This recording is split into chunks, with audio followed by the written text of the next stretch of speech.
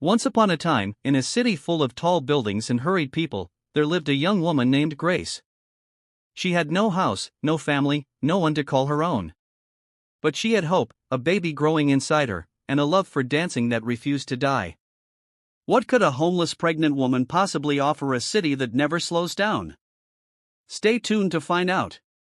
Every morning, before the city became too busy, Grace would walk to the park with her old radio and a small tin cup. Her feet were bare, her dress torn at the edges, her hair tied loosely with a ribbon that had seen better days. Yet, when the music started, she became someone else entirely. She would spin, jump, twirl in the open air. Her movements told stories of joy, pain, dreams that refused to fade. Sometimes, people stopped to watch. Some smiled, others whispered, and walked away. A few kind souls tossed coins into her cup. That little clink-clang sound was what she lived on. Each coin meant a meal, a drink, a night's shelter somewhere safe. But for Grace, it was never just about the money. Dancing made her forget she was homeless. It made her forget the father of her unborn child had left without a word. When she danced, she felt alive. The rhythm drowned the hunger, the cold, the loneliness. It made her believe that maybe, just maybe, she and her baby would be okay. Can one dance change a life forever? You won't believe what happens next. That afternoon, the park was quiet and bright. The wind blew softly, carrying the scent of flowers from a nearby garden. Grace stood by the riverbank, barefoot, stretching her arms before her next routine. The sun glimmered on the water like scattered gold. Then, something caught her eye. Across the path sat a little girl in a wheelchair. She looked no older than 6. Her small hands rested on her lap, her big brown eyes stared blankly at the river. Even from where Grace stood, she could feel the sadness around the child. It was the kind of silence that screamed louder than words. Grace's heart tugged. She knew that look too well, the emptiness of someone who'd lost something precious.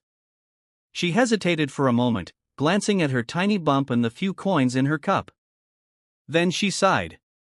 Maybe a little dance will help, she whispered to herself. She switched on her radio, and soft music began to play, an old song she'd danced to many times. Then she started moving, not her usual graceful moves, but funny, exaggerated steps. She pretended to slip, jumped like a frog, made silly faces. First, the girl didn't react. She just blinked. So, Grace spun around faster, flapping her arms like a chicken. She puffed her cheeks, crossed her eyes, acting like a clown. The girl blinked again, then giggled, a small, fragile giggle that grew louder, brighter, until it turned into full laughter. Grace froze mid-spin, gasped dramatically. "Wait, did I just hear you laugh at me?" The girl nodded, laughing harder. Grace pointed at her, said, "Oh, you've done it now. You've activated my super silly mode."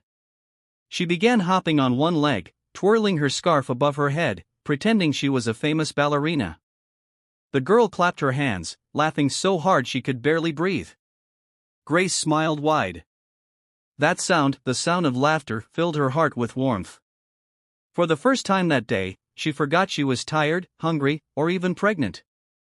She was just happy she'd made a child smile again. A few meters away, Mr. James Lawson stood frozen, 2 ice cream cones in his hand.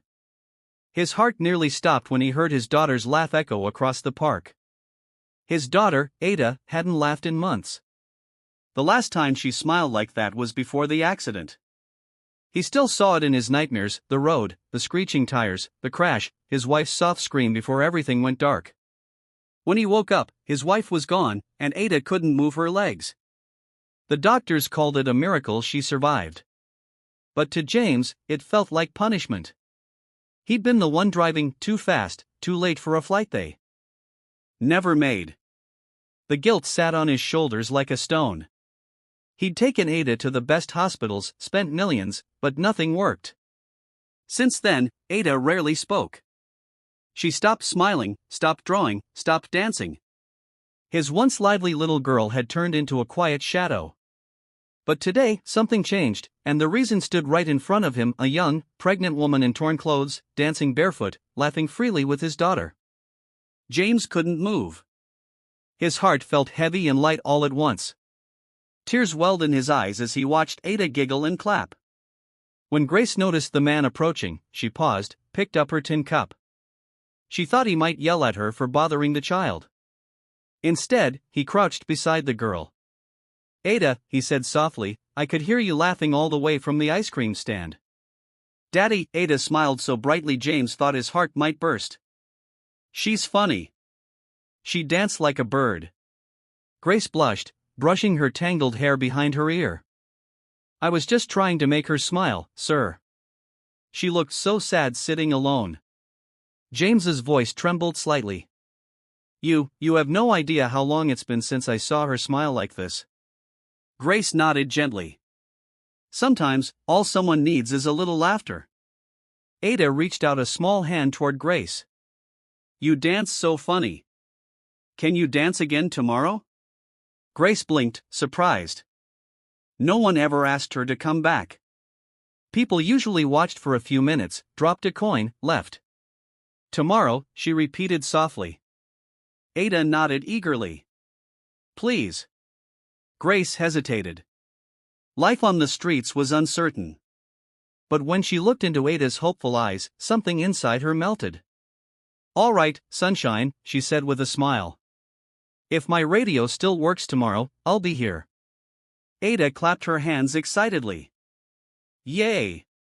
James smiled faintly, held out a cone of ice cream. "Here," he said to Grace. "It's the least I can do. You made my daughter's day." Grace accepted it carefully. "Thank you, sir." The cold sweetness touched her lips, and for a moment, she felt like she belonged somewhere. As the sun dipped lower, the park shimmered in golden light. Ada waved goodbye from her wheelchair as her father wheeled her away. "See you tomorrow, Miss Grace." "See you tomorrow, sunshine," Grace called back. When they were gone, she sat by the riverbank, her hand gently resting on her small belly. The baby kicked softly, as if dancing too. She smiled. "Did you see that, little one? We made someone happy today."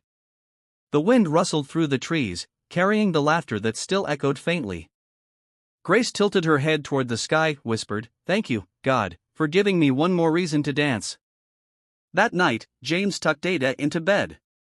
She was still talking about Grace, how she danced like a superhero, how her scarf spun like a butterfly.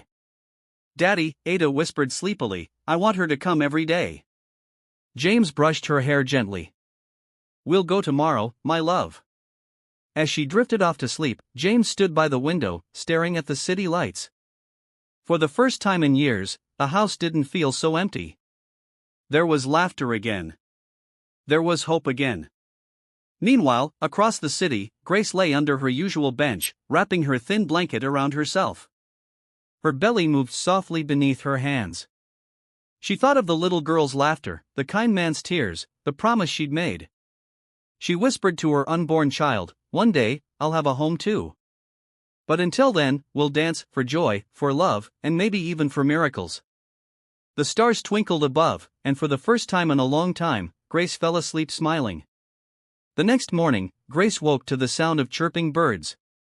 The sun was barely up, but she was already smiling. Last night, she dreamed of Ada, the little girl in the wheelchair with the sweetest laugh she'd ever heard. She stretched, rubbed her growing belly, whispered to her baby, "We've got someone waiting for us today." Horror. Stomach grumbled softly. She had no breakfast, but she didn't care. The thought of seeing Ada again filled her more than food could. She packed her small radio, dusted her torn dress, made her way to the park. The air was cool, the sky shimmered with the soft colors of early morning. When she reached her usual spot under the big tree, she saw them, James and Ada.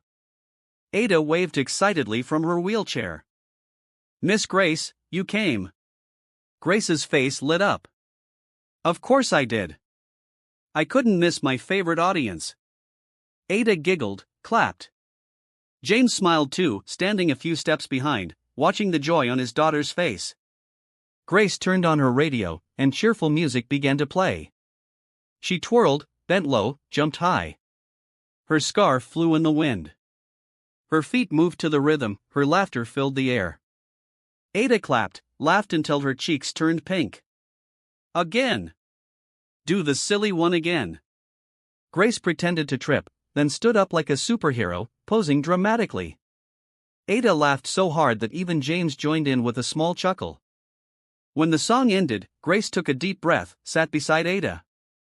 "You have the prettiest laugh I've ever heard," she said. Ada smiled shyly. "Daddy says I haven't laughed in a long time." Grace tilted her head. "Then we have to make up for all that lost time, don't we?" Ada nodded eagerly. "Can you dance for me every day?" Grace hesitated. Life on the streets was uncertain. Some days she had enough to eat, some days she didn't. But looking into Ada's hopeful eyes, she couldn't say no. "Every day," she said softly, "as long as I have music." Ada squealed, clapped her hands. James, who'd been quietly watching, smiled with gratitude. "Thank you," he said, his voice thick. "You have no idea how much this means to me." Grace shrugged, smiling humbly. "Sometimes, all a heart needs is a little joy, sir." Days turned into weeks. Every afternoon, Grace showed up at the park. Sometimes she wore a flower crown made from wild daisies. Other times, she used her scarf like a cape, called herself the dancing fairy. Ada loved it all. James would sit on a nearby bench, watching them. He'd bring ice cream or snacks, sometimes even sandwiches for Grace. She always thanked him shyly, placing her hand on her belly before eating. As time went on, Grace and Ada's friendship blossomed. Ada began to talk more. She laughed, told stories, even started humming along to Grace's songs. Her wheelchair was no longer just a chair, it became her stage. She'd spin in circles, pretending to dance too. One sunny afternoon, Ada said, "Miss Grace, if I could walk again, I'd dance just like you." Grace paused, smiled softly. "You already do, sunshine. You dance with your heart." One day, as they danced, James noticed something that made him freeze. Ada's hands were moving faster, her upper body stronger. She was clapping to the rhythm without losing balance. He blinked, wondering if he was imagining it. The next week, the doctor confirmed it wasn't his imagination. After a regular checkup, the doctor looked amazed. "Mr. Lawson," he said, scanning Ada's results, "her motor activity has improved significantly. The exercises she's been doing must be helping. Whatever therapy you're trying, keep doing it." James was speechless. "Therapy," he said quietly. It's not therapy. It's dance." The doctor smiled knowingly. "Then keep dancing." That night, James couldn't stop thinking about Grace. He sat by Ada's bedside after she fell asleep, replaying every laugh, every clap, every little miracle that had started happening since Grace entered their lives. He whispered a quiet prayer of thanks. He remembered the way Grace always touched her belly gently, how her eyes sparkled with hope despite her torn dress and tired face. She'd given his daughter something he couldn't buy: joy. The next afternoon, he decided to talk to her properly. When Grace arrived at the park, he offered her a seat. She sat carefully, one hand resting protectively over her baby bump. "Grace," he began, "I need to tell you something. The doctors say Ada is improving because of what you're doing." Grace's eyes widened. "Because of me?" "Yes," James said softly. "You've given her reason to laugh again. You've done what all the medicine and therapy couldn't." Grace looked down, blinking fast. "I didn't do anything special, sir. I just danced." "Exactly," he said with a smile. "You brought life back into our home." For a moment, neither spoke. The wind rustled the leaves above them. Then Grace whispered, "Thank you for letting me be part of her life. You don't know how much it means to me, too." James nodded, his throat tight. "You're welcome here always." One rainy day, Grace came to the park soaking wet, but still smiling. She placed her radio on a dry patch of grass, began to dance barefoot in the rain. The ground was slippery, her hair drenched, but she didn't stop. Ada laughed from under her umbrella, clapping to the beat. "Daddy, look," she shouted. She's a real-life fairy. James stood with an umbrella over his head, watching the strange, wonderful sight, a pregnant woman spinning in the rain while his daughter's laughter echoed like music. His heart felt warm and full. When the dance ended, Grace bowed dramatically. Thank you, ladies and gentlemen. I'll be here all week." Ada burst out laughing again.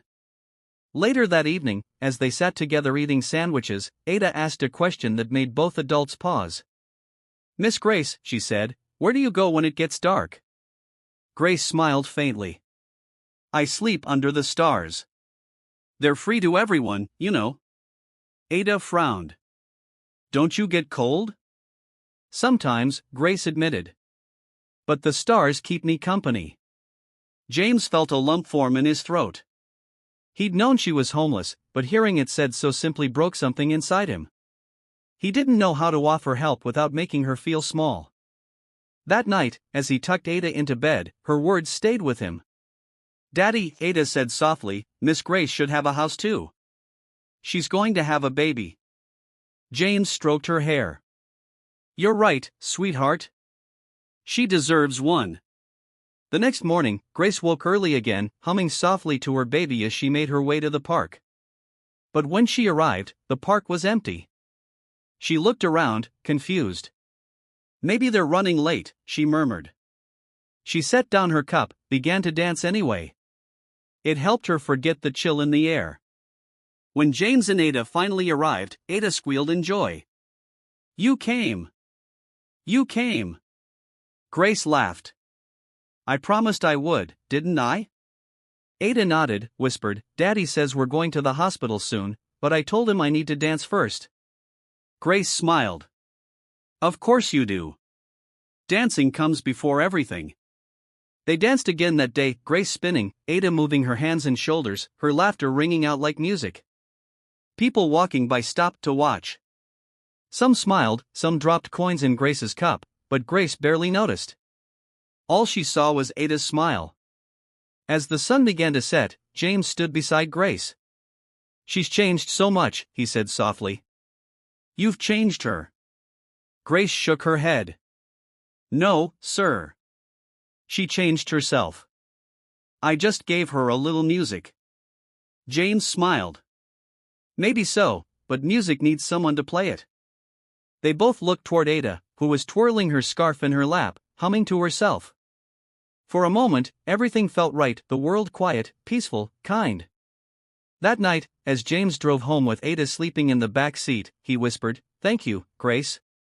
I don't know what I'd do without you." And miles away, as Grace lay under her usual tree, hand on her belly, she whispered, "Thank you, little one, for giving me the strength to dance." Neither knew it yet, but this was only the beginning of a miracle that would soon change all their lives forever. The day started like every other day. The sky was bright, the wind soft. Ada woke earlier than usual. She couldn't stop smiling as her father helped her get dressed. "Daddy, hurry," she said, giggling. "We'll be late. Miss Grace will start dancing without me." James smiled as he buttoned her jacket. "I don't think she'll start without her favorite fan." Ada clapped her hands. "Then let's go." They got into the car, the driver taking them down the familiar route to the park. Ada kept humming one of Grace's songs the whole ride. The car barely stopped before she asked, "Can I see her yet, Daddy?" James smiled, rolling her wheelchair onto the path. "Let's find her." But when they reached the usual spot by the river, Grace wasn't there. The grass rustled softly. The river shimmered, but her old radio and little tin cup were missing. Ada frowned. "Maybe she's late." "Maybe," James said, but even he didn't sound convinced. They waited. Minutes turned into an hour. Ada kept looking around, twisting her fingers nervously. "What if something happened?" she whispered. James bent down beside her. "Let's not think the worst, love. She might just be resting today." Ada's lips trembled. "But she never misses a day." James looked out over the park, the empty bench, the still water, the wind stirring leaves. Something in his chest tightened. He couldn't explain why, but he had a bad feeling too. When it was clear Grace wasn't coming, he wheeled Ada back toward the car. "Maybe we can check tomorrow," he said gently. Ada didn't answer. She kept her eyes on the river until it disappeared behind the trees. That night, she hardly touched her dinner. "What if she's hungry, Daddy?" she asked quietly. "What if she's cold?" James sighed, his heart heavy. "We'll find her, sweetheart. I promise." But he lay awake that night, unable to stop thinking about Grace, the pregnant woman who'd brought light back into his daughter's life. He thought of her tired smile, her torn dress, her laughter despite the pain she carried. He whispered a small prayer. "Wherever you are, Grace, be safe." The next day, Ada woke before sunrise. "Daddy, can we go now?" James smiled weakly. "You really miss her, don't you?" "I do," Ada said simply. "She's my friend." So, they went again. When they reached the park, Ada's eyes scanned the field. Still, no Grace until she gasped. "Daddy, look." Down the path near the edge of the street, someone was walking slowly, limping slightly, one hand pressed against her stomach. Her steps were weak but familiar. James's heart jumped. "Grace." He ran forward, leaving Ada with the driver. "Grace, what happened?" When she saw him, she tried to smile. "Mr. James, I'm sorry," she said breathlessly. "I didn't mean to make you and Ada worry." "You're hurt," he said, noticing the bruise on her arm, a scrape on her knee. "What happened?" "I was on my way here," she explained softly. "A car came out of nowhere. I fell trying to get out of the way. The driver didn't even stop." James frowned. "You should have gone to the hospital." Grace shook her head. "I can't afford that, sir. I just needed to rest for a bit." Her face looked pale. Sweat glistened on her forehead. She wobbled as she spoke. "That's it," James said firmly. "You're going to the hospital now." She started to protest, but he raised a hand gently. "Grace, please don't argue. You helped my daughter smile again. Let me help you this time." Grace's eyes softened. She nodded quietly. "All right." At the hospital, nurses helped her onto a bed. She winced when they cleaned her scrapes, but tried to hide it behind a weak smile. Ada wheeled herself closer to the bed, tears filling her eyes. "Miss Grace, are you okay?" Grace reached out, squeezed her hand. "I'm fine, sunshine. Just a little bump, that's all." The doctor checked her carefully. "No broken bones, but you're exhausted," he said kindly. "You need rest, good food, less stress. And you," he glanced at her stomach, "you must be careful. You're in your second trimester, aren't you?" Grace nodded shyly. "Yes, doctor." James frowned, guilt hitting him hard. He hadn't realized how fragile she was, pregnant, homeless, yet still showing up every day to dance for his daughter. "Doctor," he said firmly, "please do everything necessary. She'll stay here until she's strong again." Grace opened her mouth to argue, but the doctor smiled. "You have good friends looking out for you. Rest now." 2 days later, Grace was discharged. She'd regained some color in her cheeks. Ada had visited her every day, bringing drawings she made of Grace dancing by the river. When James came to pick her up, Grace had her small bag packed, the same old scarf, her radio, her tin cup. "Thank you for everything," she said softly, her eyes warm but uncertain. "I don't know how to repay you." "You don't have to," James replied. "But you're not going back to the streets." Grace froze. "Sir, he held up his hand gently. "Grace, you're pregnant. You've been hurt. You can't live out there alone. Please, let me help you." She shook her head quickly. "I don't want charity." "This isn't charity," James said. "This is gratitude. You saved my daughter in a way no doctor could." Ada reached out from her wheelchair, her eyes pleading. "Please, Miss Grace, come stay with us. Just until you're better." Grace looked at her, the little girl whose laughter had changed her own life too. Tears filled her eyes. You really want me to? Ada nodded eagerly. Yes. I can show you my room, and Daddy will make you pancakes. Grace laughed softly. Pancakes, huh? James smiled. We have a guest house on the property. It's quiet, private. You'll be comfortable there. It's the least we can do. Grace's voice trembled. No one has ever offered me something like that.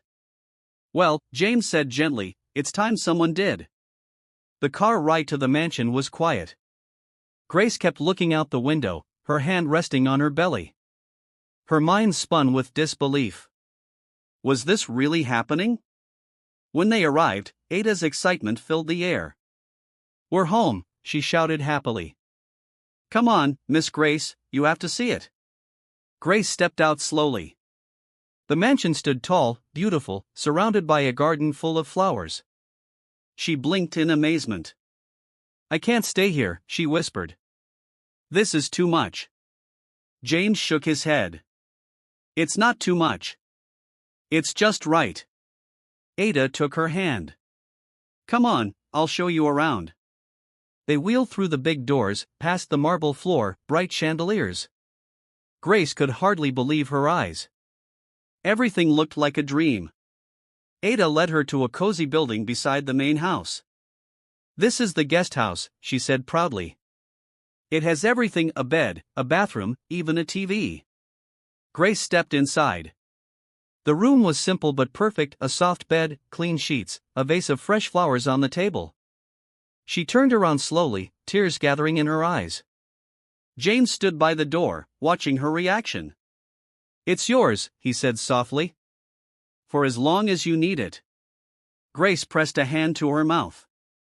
I don't know what to say. Then don't, he said kindly. Just rest.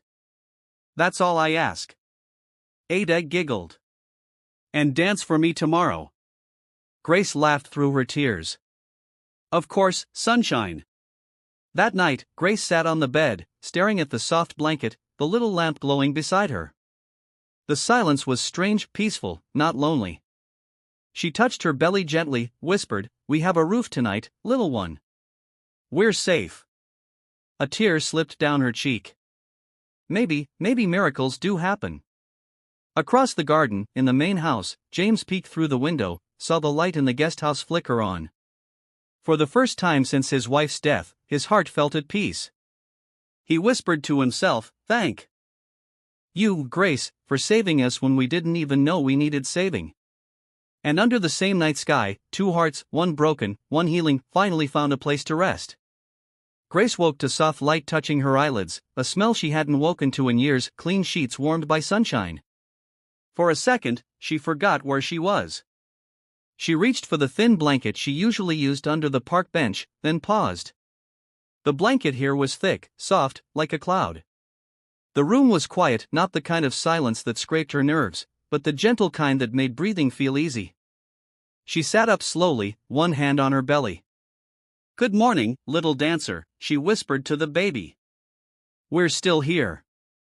A tiny knock came on the door. Miss Grace. Ada's voice bubbled through, sweet, excited. Are you awake?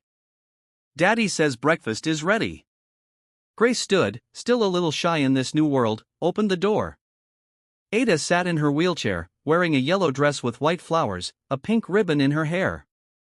Her smile was brighter than the morning. You look like sunshine, Grace said. And you look like music, Ada replied proudly, as if she'd thought about that line all night. They giggled together. The path from the guest house to the main building was lined with small flowers in neat rows, violets, daisies, little white stars that looked like they'd fallen from the night sky. The mansion rose ahead of them, bright, clean, with tall windows that caught the light like water. Inside, the dining room smelled of butter, toast.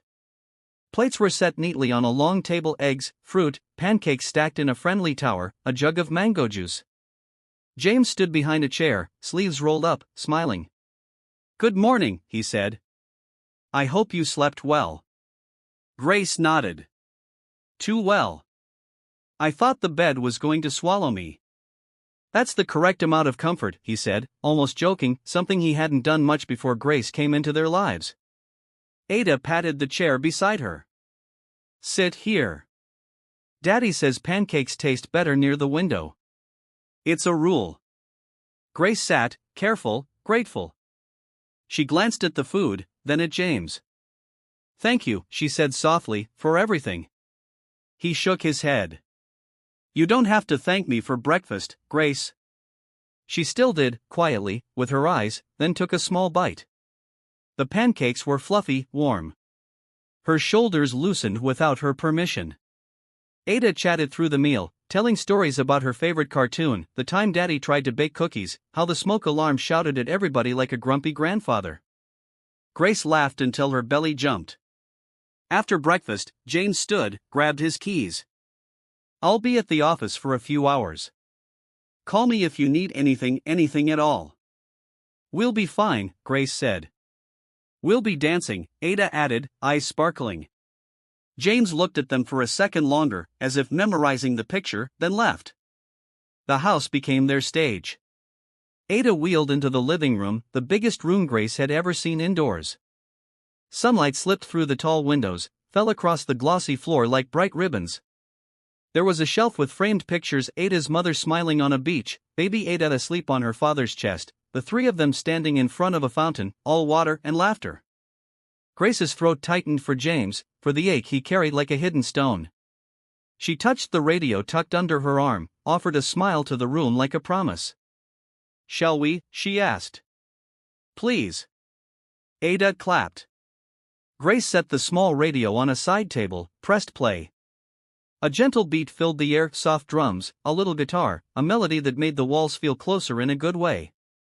She began to move. Her dance started quietly. She traced lines in the air with her hands, as if drawing invisible wings. She stepped, swayed, telling a story without words, of a bird that forgot how to fly, of a branch that waited, of a wind that whispered, try. Ada watched with her whole heart. When Grace spun, Ada spun her chair. When Grace lifted her arms, Ada lifted hers. Their shadows met on the floor, danced together in a quiet duet. Today, Grace said between steps, we're telling the story of a brave girl who thinks she can't dance, but she can. I know her, Ada whispered. Grace pointed to Ada's heart. She lives right there. They did 2 songs, then 3. In one, Grace made silly faces, swung her scarf like a superhero cape. In another, she hopped, shuffled, wobbling on purpose to make Ada laugh. In the third, she slowed everything down, letting the music breathe. She nodded toward Ada's hands. Copy me, she said gently. Ada followed, hands gliding, crossing, opening like flowers. Then shoulders, small circles. Then spine, a tiny lean forward and back. The movements were small, but they were something. Joy settled into the room like a cat finding its favorite patch of sun. They took a break. Grace poured water from a jug, gave Ada a sip before taking her own. Her palm rested over her belly, a habit she barely noticed anymore. The baby fluttered, like applause from the inside. Do you think your baby likes music? Ada asked. I think the baby lives in it, Grace said. Like we do, Ada smiled. I want to dance in real shoes one day, not just my wheels. You will, Grace said softly, like a hope she didn't want to scare away. They started again with a cheerful song. Grace made up a call and response routine. When I clap twice, you turn, she instructed. When I clap once, you reach.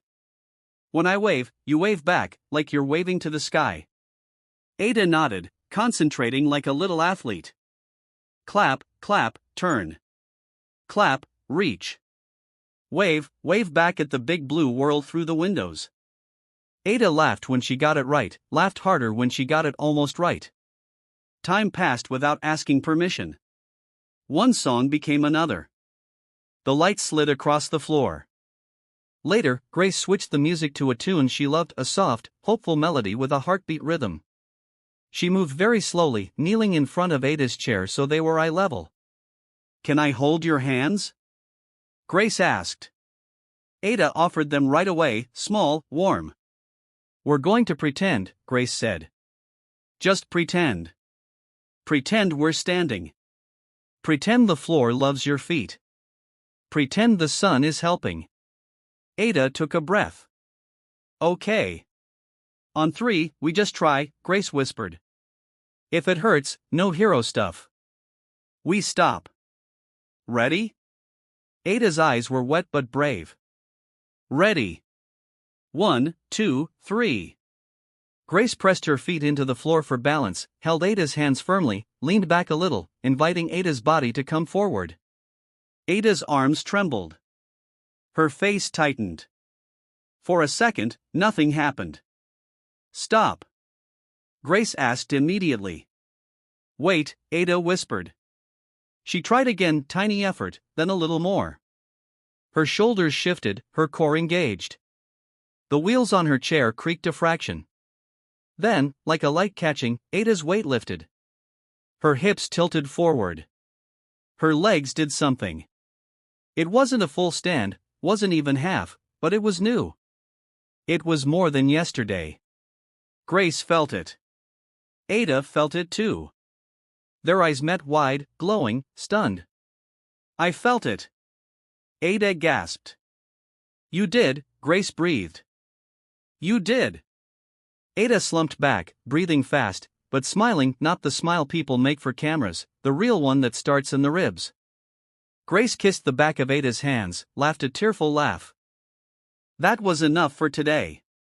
Enough is amazing. Can we tell Daddy? Ada asked, still breathless. We can tell him, Grace said. And that your bravery filled the room.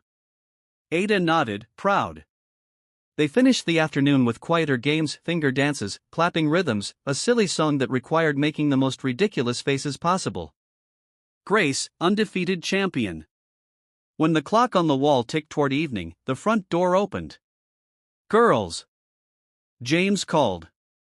In here, Daddy. Ada sang back. He stepped into the living room. Paused, taking in the sight, Ada glowing, Grace standing with her scarf looped around her neck like a medal, the room bright, a little messy with joy. How was practice? He asked. Legendary, Grace said softly, unable to hide her grin. Ada launched into a full report, how many songs, how many turns, how her hands could do flower shapes now, how Miss Grace said her heart lives in music. James listened with his whole face, that look on him again, the one that hadn't visited much since the accident, the one that made his eyes young. They ate a simple dinner, rice, stew, fruit. Conversation tripped over itself because there was too much of it. After, James stood in the doorway of the living room, hesitated. May I join the last dance? He asked. Always, Grace said. He stepped onto the glossy floor awkwardly, like a tall tree learning to sway. Grace put on a gentle track, kept the movement easy, side steps, little taps, hands tracing slow arcs in the air. Ada clapped the rhythm, then joined with her upper body, making a trio that felt like a family song. Left, Grace guided softly. Right. Breathe. Smile, Mr. Lawson. That's the only hard rule. James obeyed. His laugh was rough at first, then clean. For a moment, grief stepped back to make room for light. Then it happened. No one planned it. No one expected it. Grace took Ada's hands again, the same way they'd practiced earlier. The music rose like a promise. Ada looked at her father. He nodded, no pressure, just love. 1, 2, 3, Grace counted. Ada leaned forward, arms shaking, teeth clenched. Grace leaned back, steady, sure. James moved closer but didn't touch, ready, but trusting. Ada's knees trembled. A line of concentration cut across her forehead. She pressed into her feet the way Grace had asked her to imagine. And then, like the tiniest sunrise, she lifted higher than before. For a heartbeat, maybe two, Ada wasn't sitting. She was not quite standing, not quite kneeling, she was becoming. James exhaled a sound that was half laugh, half cry. Grace's eyes flashed with a joy so pure it looked like light. It's okay, Grace murmured. That's it, sunshine. That's enough. Sit back. Ada sank into the chair carefully. She was crying, smiling at the same time.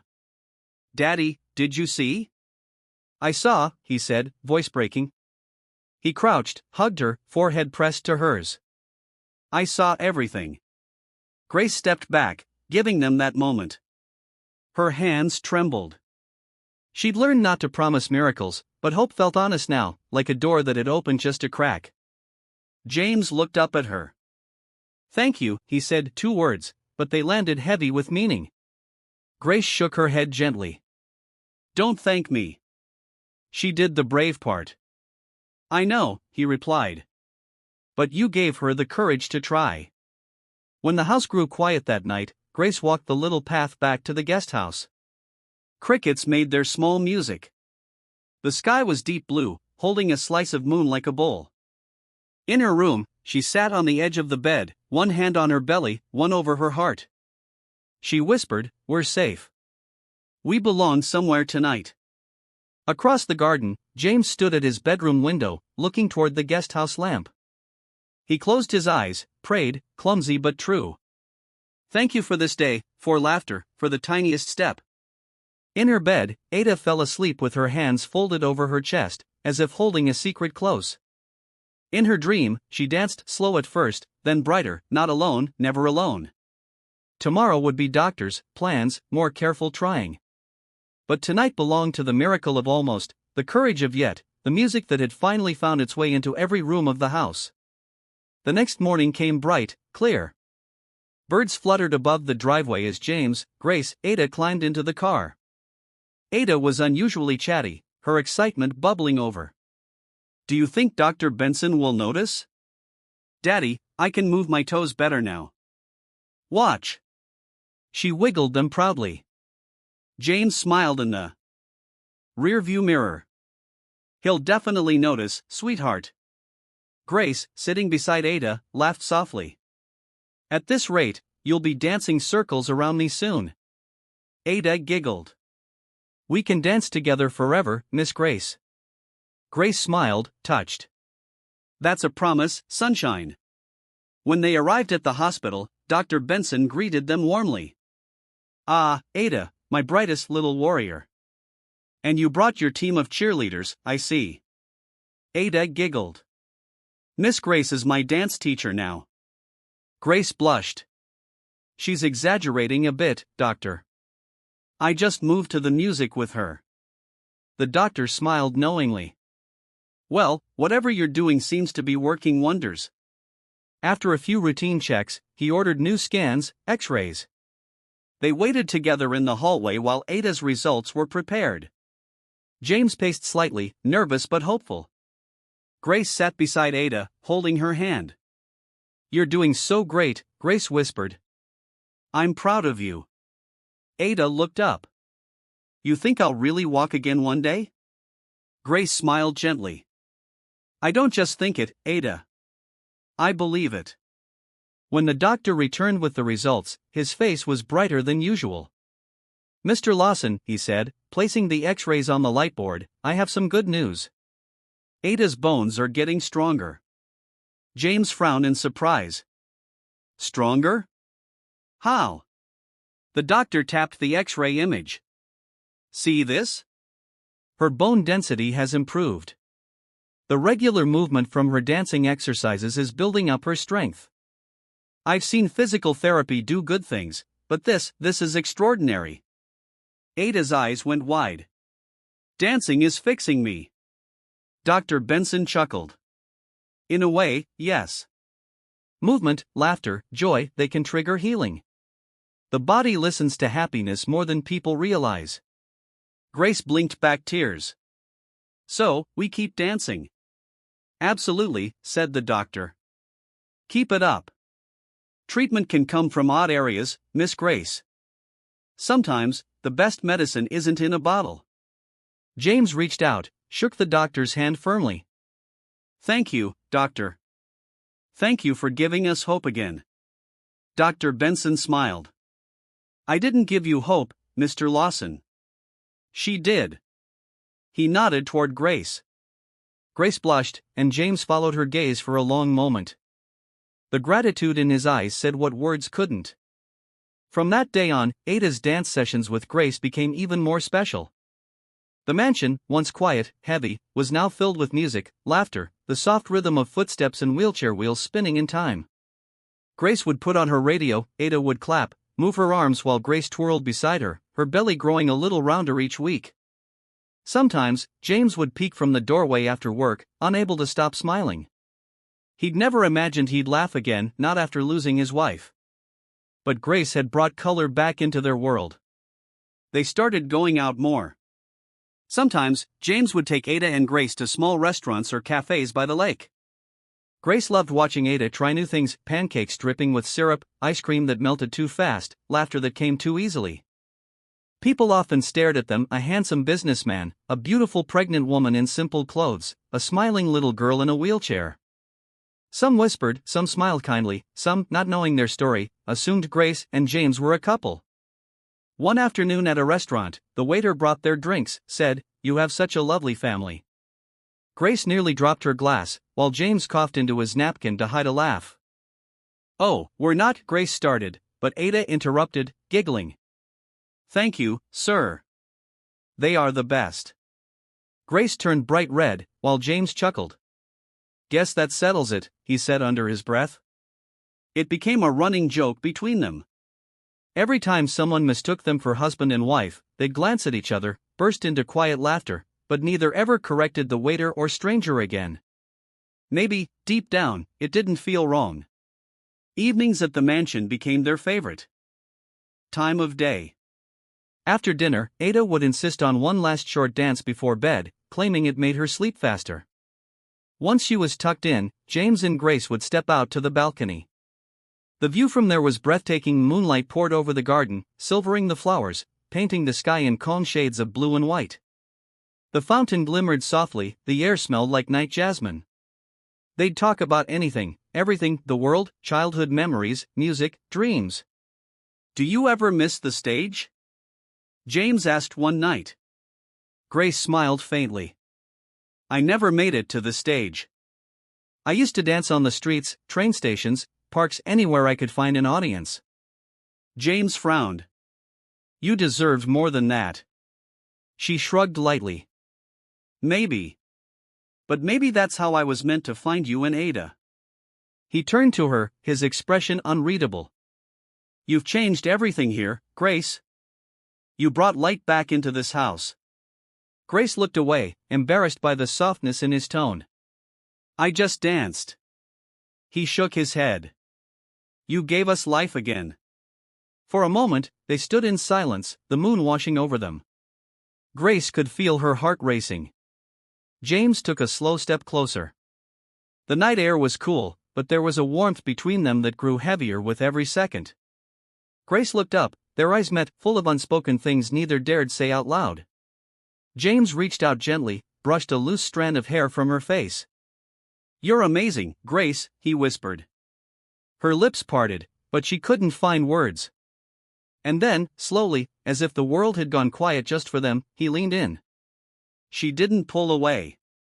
Their lips met, soft, unsure at first, then deeper, real. The kiss wasn't rushed or wild.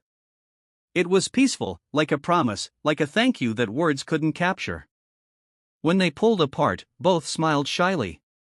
"I guess we both needed that," Grace said quietly. James chuckled, still a little breathless. "Maybe we did." Then, a small voice behind them. "Daddy!" They both jumped. Grace spun around to see Ada at the balcony door, her teddy bear on her lap, the biggest grin on her face. "Ada, you're supposed to be asleep," James said, trying not to laugh. "I was," she said cheekily, "but I heard voices, and then I saw." She giggled so hard she could barely finish. "I saw you two kissing." Grace covered her face in embarrassment, while James sighed dramatically. "You caught us, young lady." Ada rolled her wheelchair forward, eyes sparkling. "Daddy, is Miss Grace going to be my new mommy?" Grace froze. James blinked, caught completely off guard. Ada continued, completely serious now. "I like her, Daddy. She makes you smile." She makes me smile too. Grace knelt beside her. Oh, Ada, she whispered, tears forming in her eyes. You make me smile too. Ada giggled, hugged her tightly. Good. Then you have to stay forever. James smiled, moved beyond words. He rested his hand gently on Grace's shoulder. Looks like we don't have much of a choice, he said softly. Grace looked up at him, her heart full. For once, she didn't feel like the homeless dancer who survived on coins. She felt like she belonged, like she had a family. That night, long after Ada finally fell asleep again, James and Grace stood on the balcony once more. The moon glowed high above them, the world silent except for the soft hum of the night breeze. Grace whispered, "Thank you for everything." James smiled. "No, Grace, thank you." He reached for her hand, she let him hold it. Together, they stood there quietly, not needing words. And inside the mansion, Ada dreamed of dancing, this time, not in her wheelchair, but hand in hand with Grace under the same moon that had watched over them all. The next morning, sunlight spilled through the curtains, painting soft stripes across Ada's room. James stepped in, dressed for work, smelling faintly of aftershave and coffee.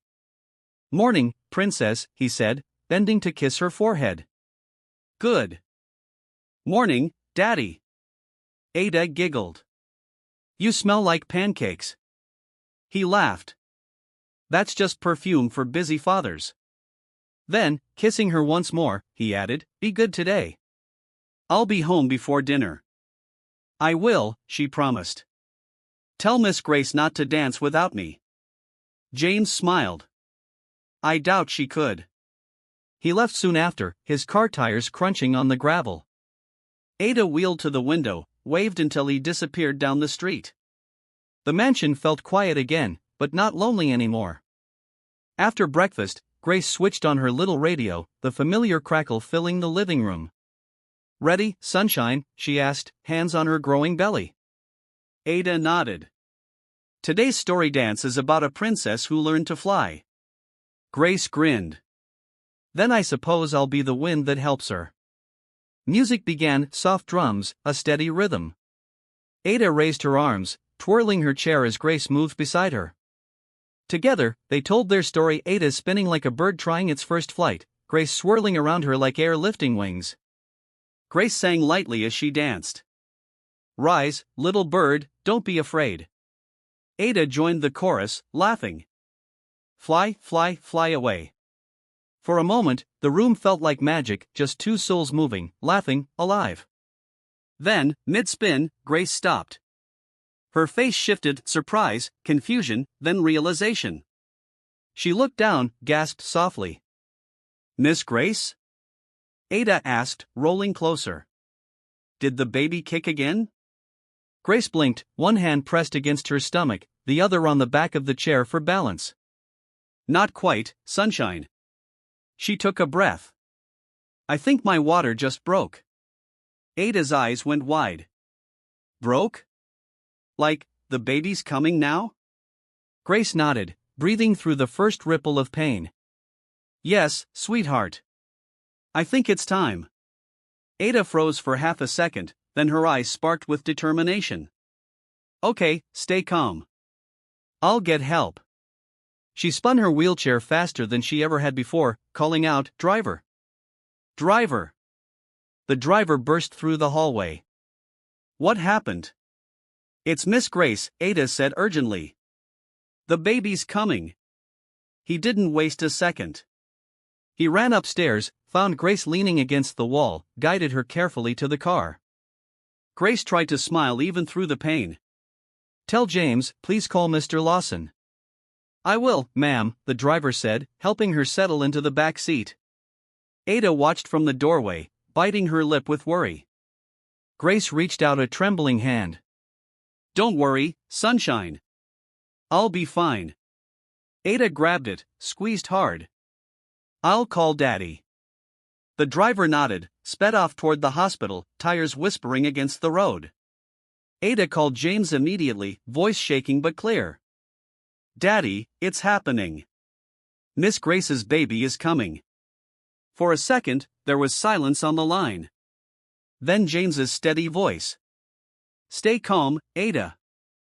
I'm on my way." Grace was already in a ward when James arrived, his tie loose, breath short. Nurses moved around her, checking monitors, giving quiet instructions. Grace looked up when she saw him, managed a weak smile. "You made it," she whispered. "Of course I did," he said, taking her hand. "I wouldn't miss this." Hours blurred.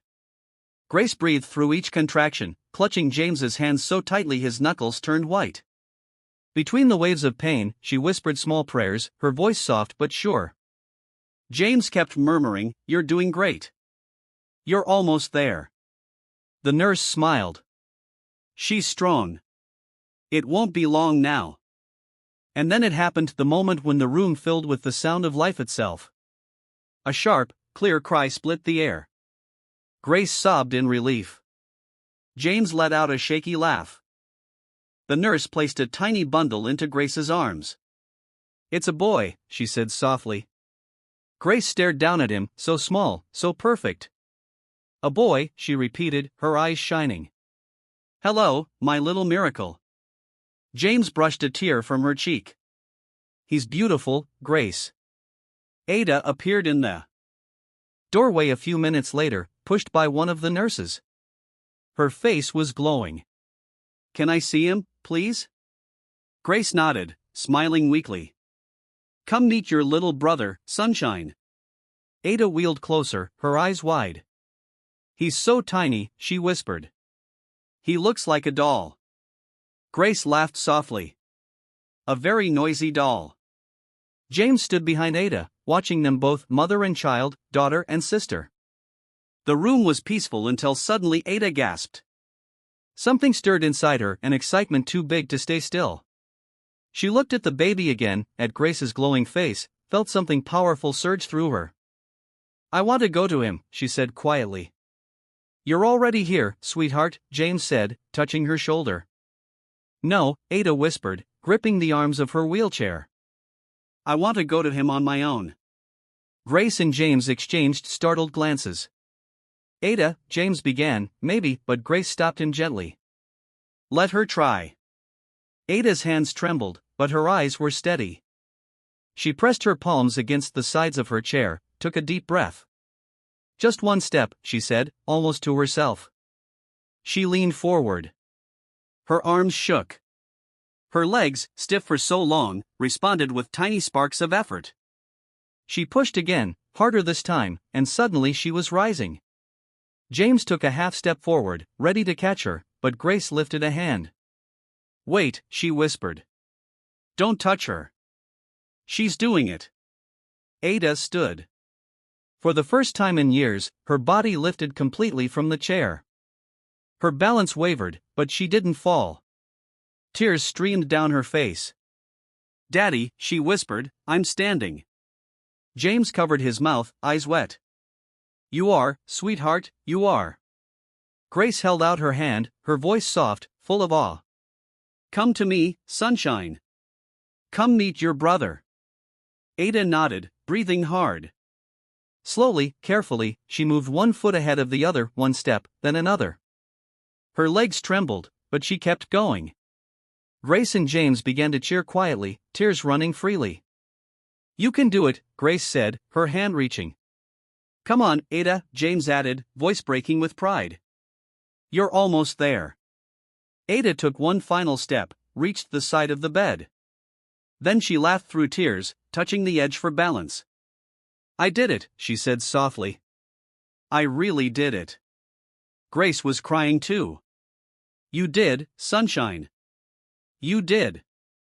Ada leaned forward, looking at the baby in Grace's arms.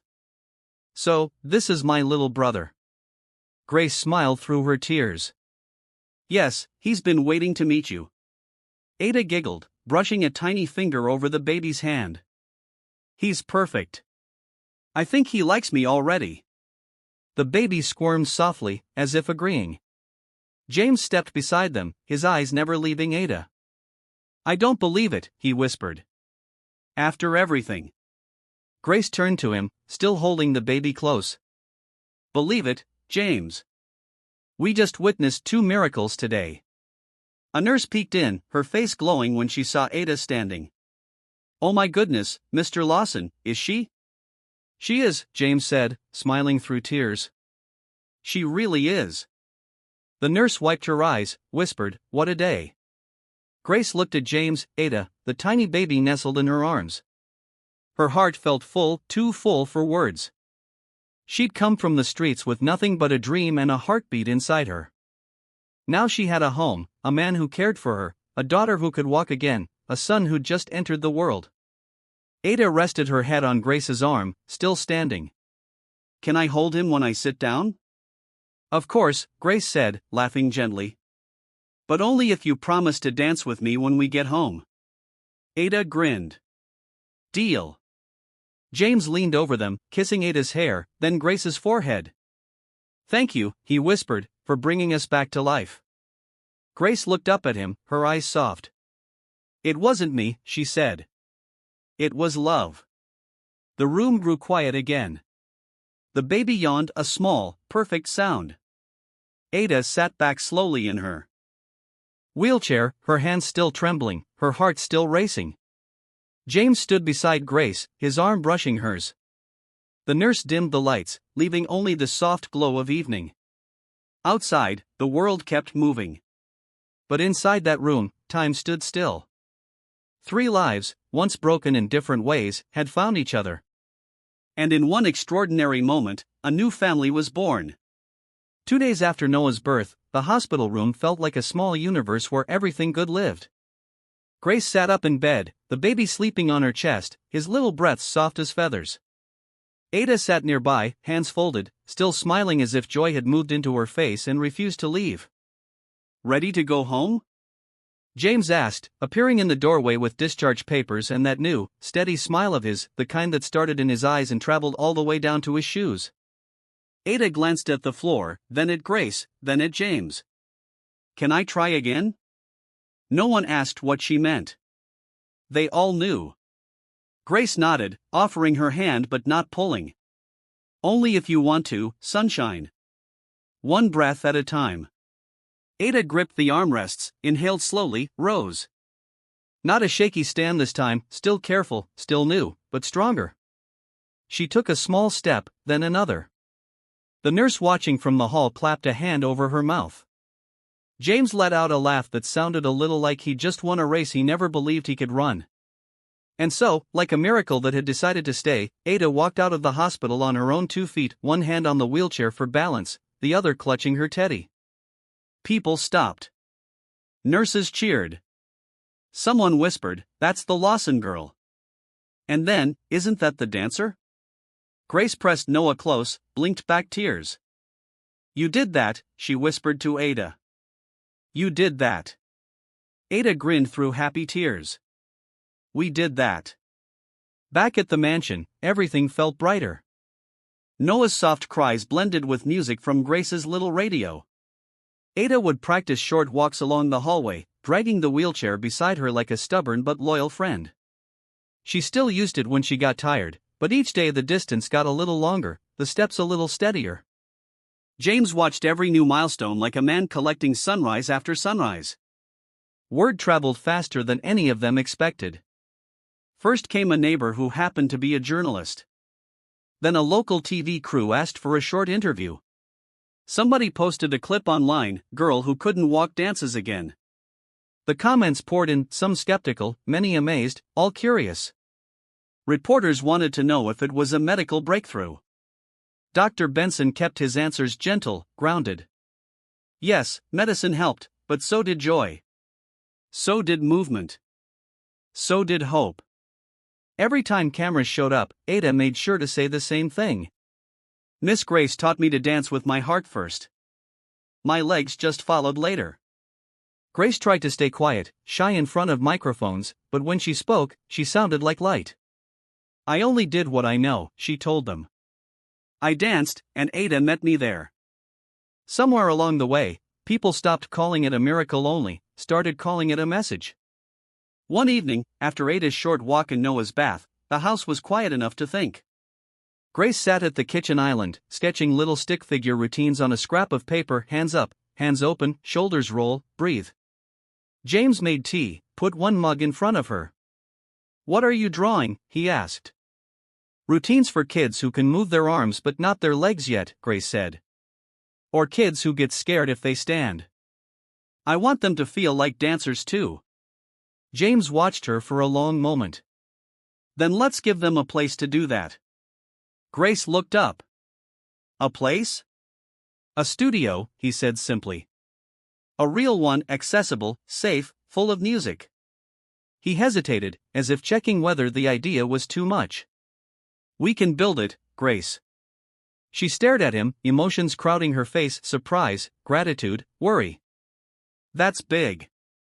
So was your courage, he said. "And look where it got us." Grace glanced toward the living room, where Ada, blinking sleepily, was tracing slow circles with her feet on the rug. "We'd need ramps, wide doors, bars for support, mirrors low enough for wheelchairs, soft floors." "Done," James said, already pulling out his phone. "What else?"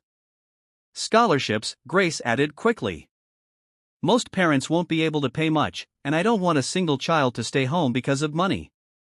"Done," he said again. "Music therapy partners, a quiet room for kids who get overwhelmed, a policy that says no comparison, only courage." James smiled. "Now we're talking." She laughed, a little breathless. "What would we call it?" Ada, who'd been listening more than sleeping, lifted her head, answered without missing a beat. "The House of Hope." They all turned to her. Ada shrugged, grinning. "Because that's what you gave me." Grace pressed a hand to her heart. "The House of Hope," she repeated, like a prayer. James nodded. "Then that's what we'll build." The next weeks moved like choreography, every step leading to the next. Architects visited the property, measured everything twice. Grace met with physical therapists who loved the idea, offered to volunteer. A contractor showed her soft-sprung floors that protected tender joints. She ran her palm across the surface, like greeting an old friend. They found a bright, roomy building not far from the mansion, close enough for Ada, quiet enough for parents worried about crowds. The walls were painted a sunrise peach. Mirrors lined one side from low to high, bars wrapped around the room at different heights. There were bean bags in a corner for rest breaks only, a calm room with dim lights, big pillows for anyone who needed to breathe. At the door, a sign in simple letters read, "The House of Hope, everybody is a dance body." Beneath it, a little plaque, founded by Grace, inspired by Ada. The first day, Grace stood in the empty studio, Noah asleep in a sling against her chest. She touched the mirror, then the bar, then the floor. "We made this," she whispered. "For them." James came up behind her, rested a hand between her shoulders. "You did," he said quietly. "I just brought the bricks." She laughed through a tear. "You brought a lot more than bricks." They didn't advertise much, they didn't need to. Word of mouth carried faster than any poster. Parents arrived with children holding canes, children in braces, children in wheelchairs, children who didn't speak much but whose eyes said everything. Some came frightened, some stubborn, all curious. Grace greeted each child at eye level, saying the same words in the same soft tone. "You're a dancer already. We're just here to help your body hear the music." Ada stood beside her like a tiny ambassador, wearing a t-shirt that read Team Hope. She used her wheelchair sometimes, walked sometimes, depending on the day. No one judged, that was part of the magic. "Welcome," she told the kids. I started sitting. Still counts. The first class began with hands open, close, reach, return. Then shoulders, tiny circles. Then breath, count of 4 in, count of 4 out. The music was gentle, the rules simple, no rush, no shame, celebrate the tries. A girl named Kim, who spoke in whispers, learned to move her hands like butterflies. A boy named Jaden, whose legs felt heavy, learned to keep rhythm with his toes. A teenager named Maya, angry at everything, cried in the calm room for 10 minutes, then joined the group, didn't stop smiling for the rest of the class. Parents lined the walls, some holding phones, many holding back tears. The room filled with soft claps, quiet cheers. It wasn't perfect, but it was beautiful. Again, Grace called, clapping a steady beat. This time, add your own ending. Every kid invented something. Every ending was different. Everyone was right. It didn't take long for the city to notice. A small magazine put Grace on the cover, with Ada at her side, Noah in her arms. The headline simple: she danced. They healed. A TV segment followed. Soon, a billboard appeared near the city center, House of Hope, where every step counts. The photo showed Ada mid-laugh, 1 foot forward, arms wide, like she was about to hug the world. That evening, Ada rode past the billboard with James and Grace. She pressed her face to the window, whispered, That's really me." James glanced back. "That's you," he said. "The girl who taught a city what courage looks like." Back home, Ada couldn't sleep right away. She slipped outside, stood under the new sign above the studio door. The night wrapped around her, soft, warm. She remembered the hospital, the ache, the quiet house before Grace came, the way people looked at her like a broken thing. Then she remembered the laughter, the rhythm, the first time her toes obeyed a song again. She remembered Noah's cry, the way her body lifted like a promise. "I used to think I was useless," she whispered to the dark. "Now I help people dance." The studio door opened quietly. Grace stepped out, Noah on her shoulder, patting his back. "Couldn't sleep?" she asked. Ada shook her head. "Just remembering." Grace stood beside her, looking up at the sign. "Me too." "Do you think," Ada asked, "we can help thousands of kids one day?" Grace smiled at her. "I think we already started." Ada slipped her hand into Grace's free one. "I'm glad you came to the park that day." Grace squeezed gently. "Me too, sunshine." From the mansion, James called softly across the garden. "Family meeting. Hot chocolate." They turned together, laughing. Weeks became a rhythm morning school for Ada, afternoons at the studio, evenings with Noah's bath, lullabies. Volunteers joined, therapists, musicians, even a sign language teacher. Some days were easy, some hard. On the hard ones, they repeated a studio rule Grace painted on the wall in big, friendly letters: try counts. Rest counts. Tomorrow counts. Parents started sending letters: he sleeps better. She talks more. He tried the stairs. She doesn't hide her braces anymore. Grace read them at the kitchen table, one hand over her heart. James kept every letter in a folder marked wins. Ada became the studio spark. She led warm-ups, showed newcomers the calm room, told them, nobody fails here. When her legs tired, she rolled. When they felt strong, she walked. Both were victories. One afternoon, a little boy refused to join the group. He sat in the doorway, arms crossed, eyes wet. Ada walked over, sat beside him on the floor, started drumming a silly beat on her knees. After a minute, he drummed back. 2 minutes later, he was in the circle.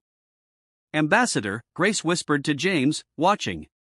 "That's her title." "Leader," James whispered back. "That's her future." That night, when the house went still, Ada stood again beneath the studio sign. The air smelled like rain. She tipped her face to the sky, smiled. "Thank you," she said quietly, to God, to Grace, to the music, to the tiny girl she used to be, who never stopped listening for hope. We're just getting started. Behind her, the studio lights dimmed. Ahead of her, the path into tomorrow glowed soft, sure. And in the room where Noah slept, a new lullaby played, the sound of a house that had learned to laugh, a city learning to clap, a family writing a routine no one would ever forget. Months passed, but the joy in the Lawson home never faded. The House of Hope had become a second family to everyone who walked through its doors.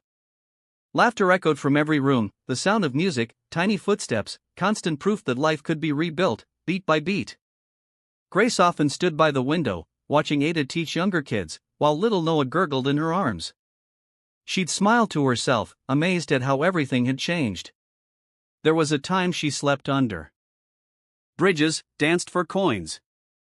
Now she was surrounded by love, healing, purpose.